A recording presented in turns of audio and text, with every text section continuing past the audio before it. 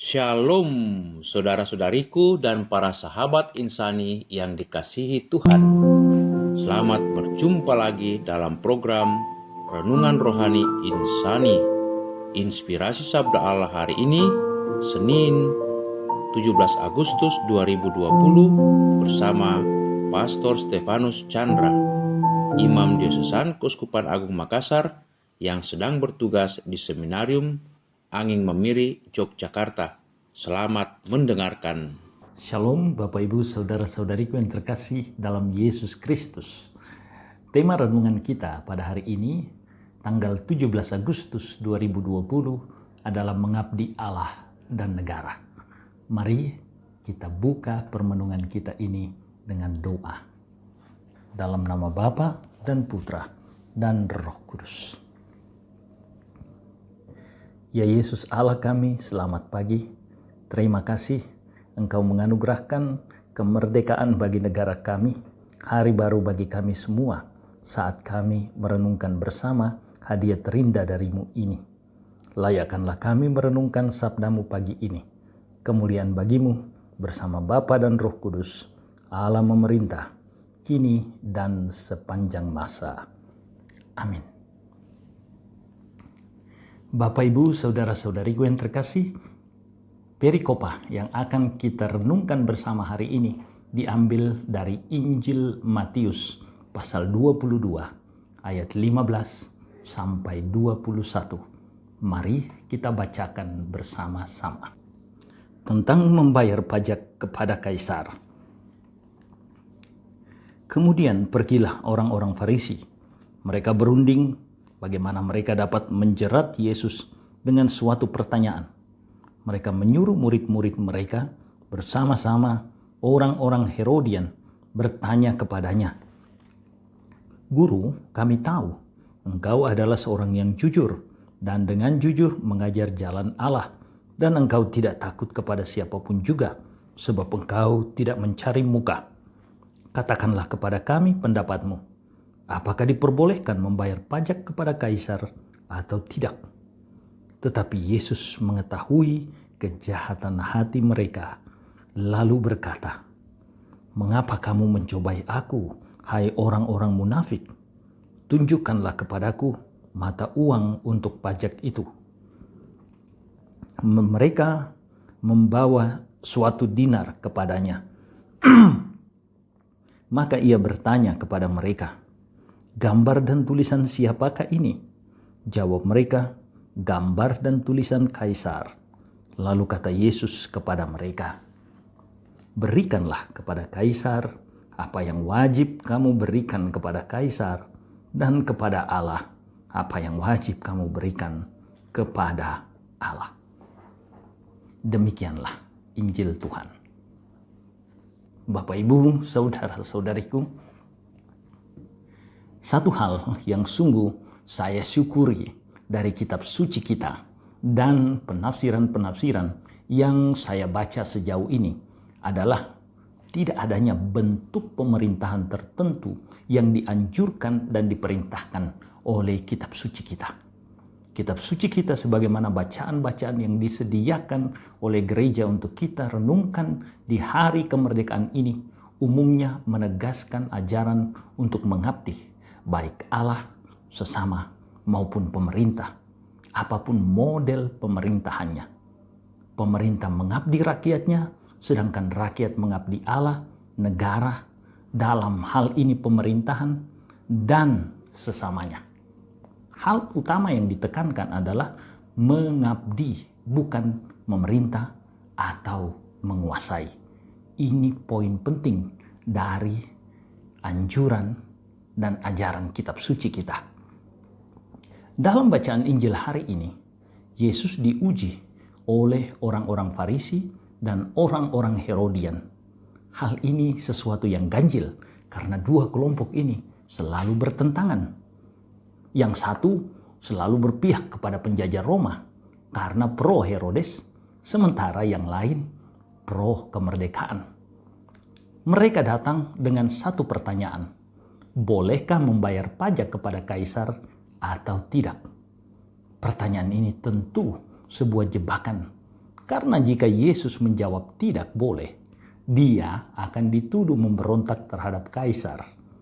Kita tahu bersama, bukankah tuduhan ini adalah tuduhan yang membawa Yesus pada kematiannya?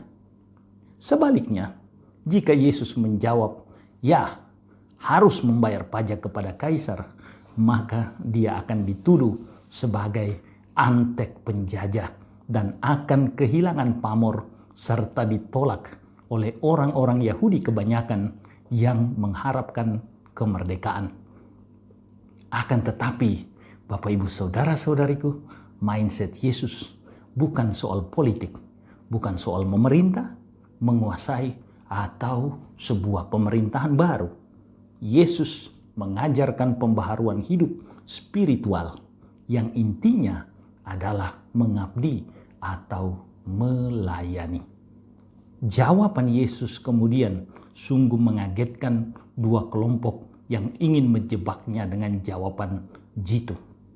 Berikanlah kepada kaisar apa yang wajib kamu berikan kepada kaisar, dan kepada Allah apa yang wajib kamu berikan kepada Allah. Yesus dapat memberi jawab demikian karena dia adalah Allah yang rendah hati, yang datang bukan untuk dilayani, melainkan untuk melayani. Yesus adalah Allah yang mengabdi.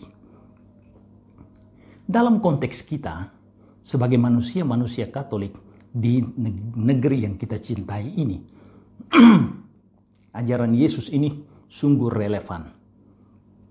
Pada beberapa kesempatan seminar yang saya ikuti, saya ditanya oleh beberapa orang akan adanya sebuah fenomena bahwa orang-orang Katolik itu cenderung enggan untuk memperebutkan jabatan atau kedudukan politik.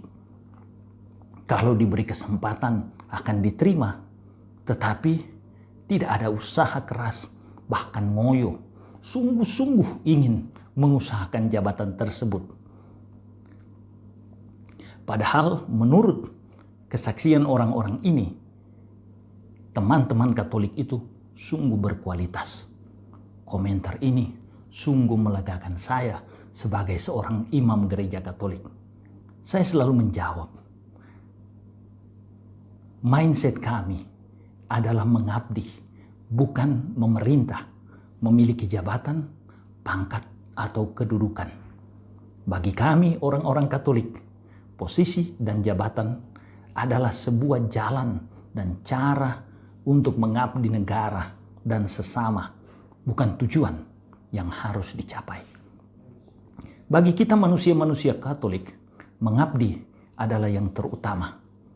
Apresiasi berupa kenaikan pangkat atau jabatan adalah undangan untuk mengabdi lebih lagi, bukan sebuah prestasi yang harus dibanggakan.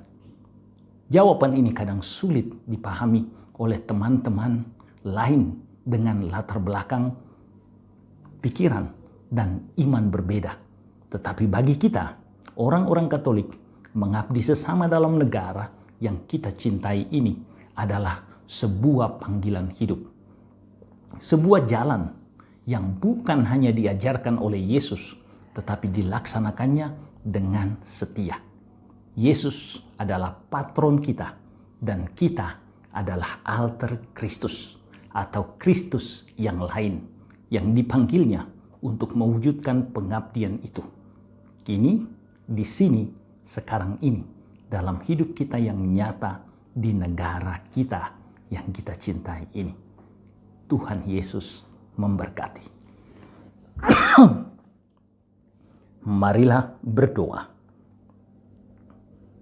Ya Yesus yang baik, terima kasih untuk tanggung jawab perutusan yang Engkau anugerahkan kepada kami, yakni mengabdimu dalam sesama kami. Layakkanlah kami yang penuh salah dan dosa ini untuk melaksanakan tanggung jawab ini. Engkaulah Allah kami yang memerintah bersama Bapa dan Roh Kudus, kini dan sepanjang masa. Amin. Tuhan sertamu, berkat Allah turun melimpah atas saudara-saudariku, Bapa, Putra, dan Roh Kudus. Amin. Terima kasih saudara-saudariku dan para sahabat insani yang dengan setia mendengarkan sabda Allah. Saya, Pastor Marcel Lolotandung, mengucapkan berlimpah terima kasih kepada Pastor Stefanus Chandra. Semoga Pastor bersama dengan segenap rekan-rekan imam, para frater, dan seluruh penghuni Seminarium Angin Mamiri senantiasa diberkati Tuhan dalam setiap aktivitas dan pelayanannya. Amin.